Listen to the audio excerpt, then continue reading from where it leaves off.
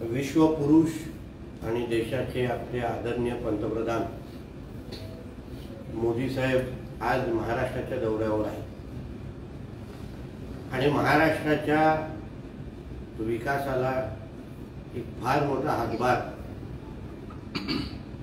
आणि महत्त्वाकांक्षी प्रकल्पांना चालना देण्यासाठी मोदी साहेब आपल्या महाराष्ट्रामध्ये आहेत। नाशिक आणि पुण्यामध्ये त्यांचा दौरा आहे आणि त्याप्रमाणे या दोन प्रकल्पांचं उद्घाटन त्यांच्या शुभास्ते होणार आहे। आणि हा दौरा करत असताना नाशिकच्या एका महत्त्वाच्या मंदिरात ते स्वतः जाऊन भेट देणार आहे आणि तिथे दर्शन घेणार आहे। आणि त्यावर टीका करत असताना सकाळी संजय राजाराम राऊतने स्वतःच्या आणि स्वतःच्या मालकाची किती लाल करावी याची काय मर्यादा आहे, तसं लाल करण्यासारखं आता काय राहिलंच नाहीये।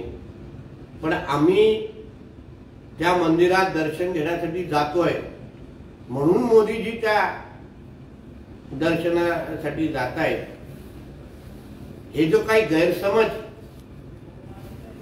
या भांडूपच्या देवानांच्या डोक्यामध्ये बसलाय, त्यांनी थोडं आदरणीय पंतप्रधानांचे अन्य दौऱ्यांचा थोडा अभ्यास करावा।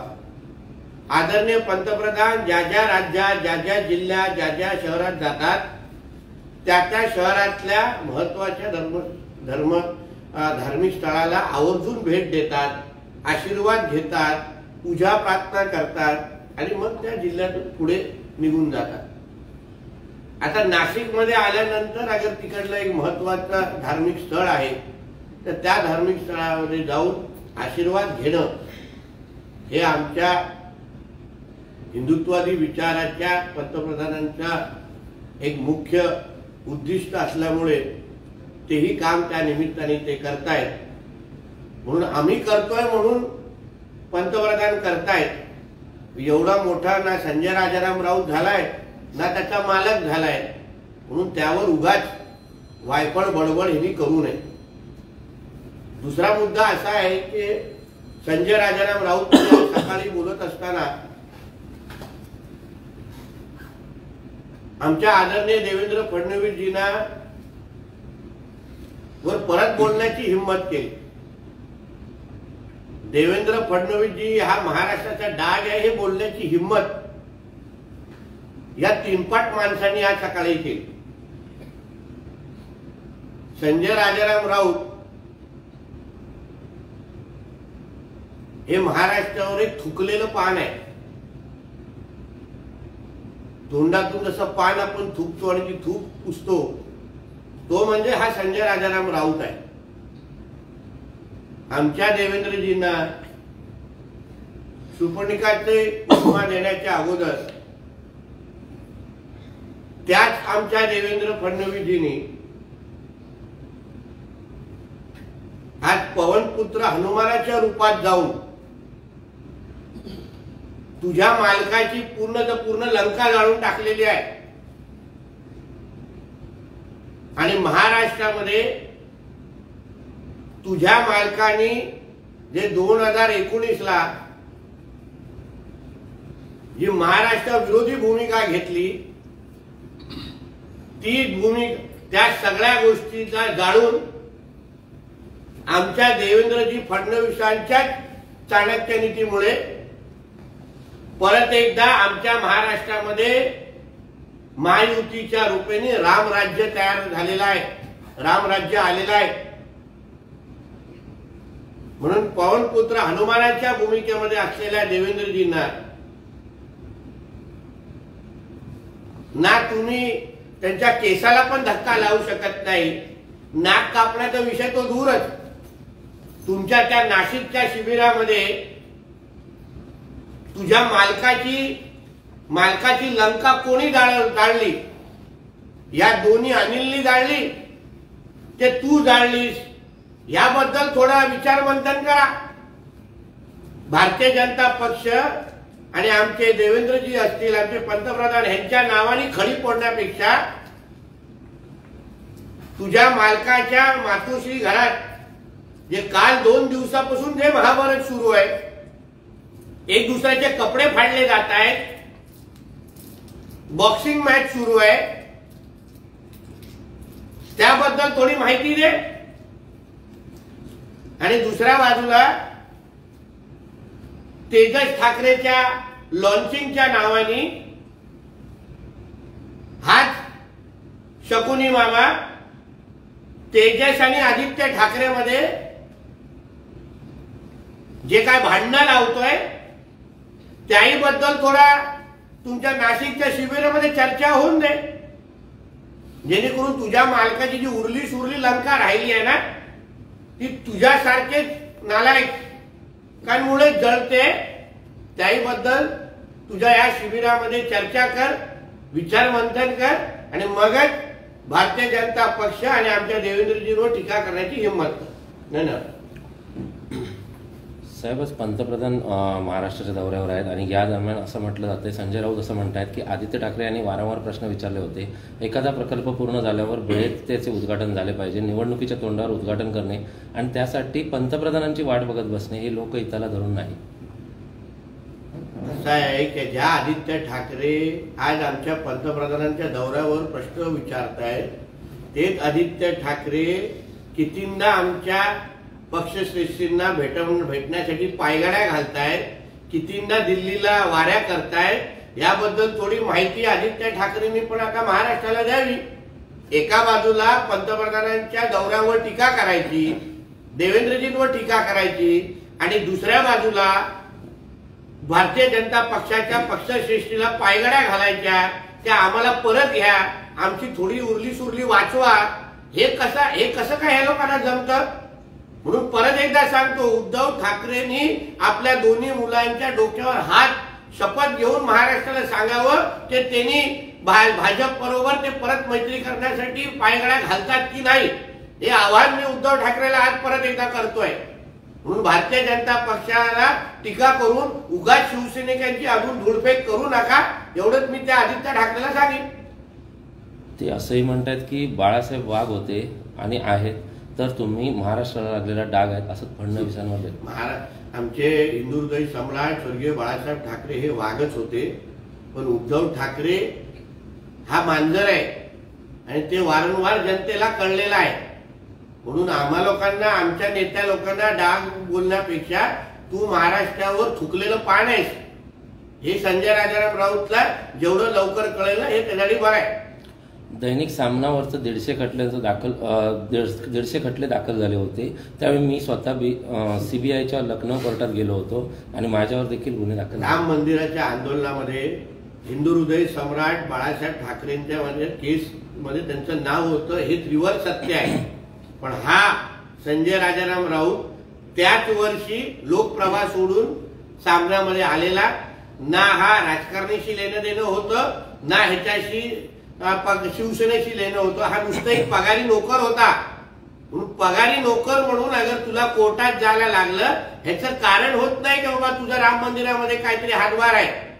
तू आणि आता तुझा उद्धव ठाकरे त्यांचं त्या खटल्यामध्ये नाव आहे का? उद्धव ठाकरे तेव्हा कॅमेरा साफ करत बसायचा, त्याचा आणि राम मंदिर आंदोलनाचा काही संबंध नाही।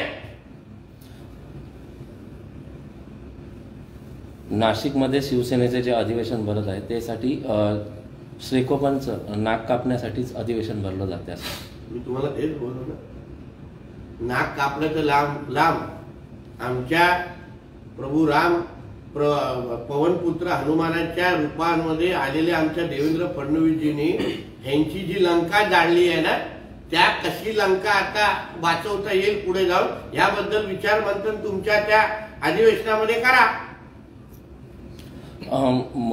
विनायक राऊत असं म्हणतायत की ज्यावेळी मुख्यमंत्र्यांचं भाषण संपलं हिंगोलीतलं त्यानंतर विधानसभा अध्यक्ष आपला निर्णय देण्यासाठी बाहेर पडले, ते त्याची वाट पाहत होते का? त्या तिथे मंडपचं काम विनायक राऊतालाच मिळालेलं का तिकडच्या हिंगोलीच्या सभेतलं?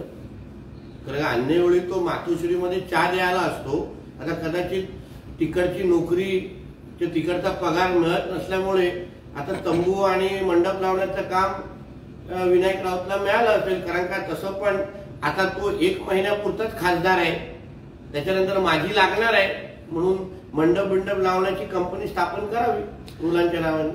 त्याने असं पण म्हटलं की शिंदे गटाच्या खासदारांना कमळ चिन्हावर लढा असं सांगितलं गेलंय. अरे तू विनायक राऊत हा हाताच्या पंजावर लढवण्याच्या तयारीमध्ये आहे का, याचं उत्तर पहिलं विनायक राऊतांनी आम्हाला द्यावं. तुझी सीट काँग्रेसवाले लढवणार आहेत का याबद्दल तुम्ही पहिला आम्हाला उत्तर द्यावं. आमची आणि शिंदे साहेबांच्या खासदारची चिंता सोड. बारसू रिफायनरी विरोधक जे आहेत त्यांनी उद्धव ठाकरेंची भेट घेतली. त्या उद्धव ठाकरेंनी असं म्हटलं की इंडिया आघाडी रिफायनरीला विरोध करेल देशभरात. म्हणजे इंडिया आघाडीला निवडणुकीचा खर्च तुम्ही द्या आणि मग आम्ही विरोध करू, असा खरा प्रस्ताव उद्धव ठाकरेंकडून कदाचित आला असेल. कारण का उद्धव ठाकरे हा पैसा टाकल्याशिवाय तोंड उघडत नाही, आंदोलन करत नाही, हेच अजूनपर्यंतचे अनुभव आहेत. जसं मी अगोदर पण बोललो होतो, मेनू कार्ड आहे उद्धव ठाकरेचं. फक्त उद्धव ठाकरे पाहिजे असेल तर एवढं, उद्धव ठाकरे आदित्य ठाकरे पाहिजे असेल तर एवढे पैसे, उद्धव ठाकरे आणि कुटुंब पाहिजे तर एवढे पैसे, हे सगळं त्यांचा रेट कार्ड ठरलेलं आहे. उद्धव ठाकरे महाराष्ट्रातला सर्वात मोठा दलाल आहे आणि म्हणून त्याच्याकडून का अशीच अपेक्षा आहे विरोधाची. कारण का महाराष्ट्राच्या मुळावर उठलेला कोण असेल, विकासाच्या मुळावर उठलेला कोण असेल तर त्याचं नाव आहे उद्धव ठाकरे. बोले आज प्रधानमंत्री का महाराष्ट्र दौरा है. नहीं, आज हमारे विश्व पुरुष और हमारे पंतप्रधान नरेंद्र मोदी जी आज हमारे महाराष्ट्र के दौरे पे है. महत्वपूर्ण प्रकल्पों की शुरुआत हमारे पंतप्रधान जी के शुभ हस्ते आज होने वाला है और उस प्रकल्पों के वजह से महाराष्ट्र के विकास में एक बहुत बड़ी पहल होने वाली है, बहुत बड़ी शुरुआत होने वाली है. इसके लिए महाराष्ट्र का नागरिक के नाते मुझे पंतप्रधान जी का और हमारे महायुति सरकार का मैं इसके लिए धन्यवाद ही मानूंगा.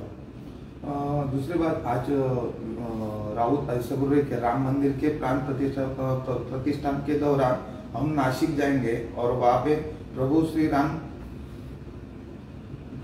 का निवास था, वहाँ पे हम जाके महाआरती करेंगे. देखिए ऐसा है, कौन किधर आरती करे, कौन कभी किधर पूजा करे, इसको कोई रोक नहीं सकता. मगर जिन्होंने राम मंदिर के निर्माण का विरोध किया वही आज प्रभु रामचंद्र जी का जाके अगर पूजा अर्चना करना चाहते हैं तो यही तो राम राज्य की हमको अपेक्षा है. जिन्होंने रावण बन के राम का विरोध किया वही अगर आज राम मंदिर में जाके अगर पूजा करते रहेंगे तो यही तो, इसी को तो राम राज्य हम कहते हैं. तो इस चीज का हम स्वागत करते हैं. संजय राउत ऐसे ही बोल रहे हैं, मणिपुर की जनता 1.5 साल से प्रधानमंत्री का इंतजार कर रही है. कई लोग मारे गए लेकिन प्रधानमंत्री वहाँ पे नहीं पहुंचे, लेकिन हम वहाँ पे जाके, वहाँ पे एक राम मंदिर है, वहाँ पे जाकर हम पूजा. मणिपुर की जनता किसका इंतजार कर रही है उसकी चिंता संजय राजाराम राउत को है. वैसे ही हमारे पत्राचाल में भी एक छोटा सा राम मंदिर है, वहां जाके संजय राजाराम राउत ने एक महाआरती करनी चाहिए. वो लोग उनके लिए सालों साल उनकी याद और उनका इंतजार कर रहे हैं. तो संजय राजाराम राउत ये पत्राचाल में हमारे राम मंदिर के जाके महाआरती कब करेंगे, ये सवाल आपके माध्यम से मैं उनको पूछना चाहता हूँ.